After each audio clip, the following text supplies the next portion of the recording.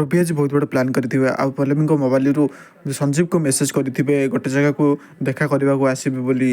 ଏପଟେ ପଲ୍ଲବୀ ତମ ଚିତ୍ତ ଅଙ୍କଲକୁ ଫୋନ୍ କରି କୁହନ୍ତି ଏବେ ସଞ୍ଜୀବ ସାର୍ କେଉଁଠି ଅଛନ୍ତି, ସିଏ ମୋ ଫୋନ୍ କାହିଁକି ରିସିଭ୍ କରୁନାହାନ୍ତି। ତ ଚିତ୍ତ ଅଙ୍କଲ କୁହନ୍ତି ସିଏ ତ ତମକୁ ଦେଖା କରିବା ପାଇଁ ଯାଇଛନ୍ତି ଆଉ ତମେ ତାଙ୍କୁ କୁଆଡ଼େ ମେସେଜ୍ କରିଛ ଗୋଟେ ଜାଗାରେ ଦେଖା କରିବା ପାଇଁ, ସେଥିପାଇଁ ସିଏ ଏଠୁ ସାଙ୍ଗେ ସାଙ୍ଗେ ଚାଲି ଯାଇଛନ୍ତି।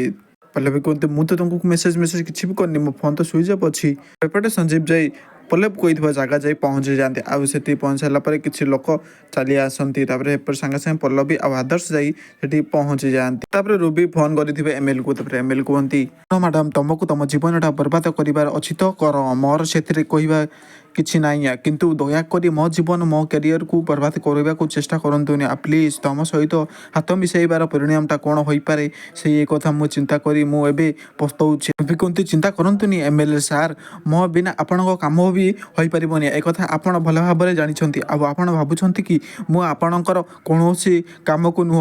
ଆପଣ କ'ଣ ଚାହୁଁଛନ୍ତି ପଲ୍ଲବୀ କ'ଣ ଏ କଥା ଜାଣିଦିଅନ୍ତୁ ରବି କରିଥିବା ପ୍ଲାନ୍? କମେଣ୍ଟରେ ନିଶ୍ଚୟ ଜଣାନ୍ତୁ।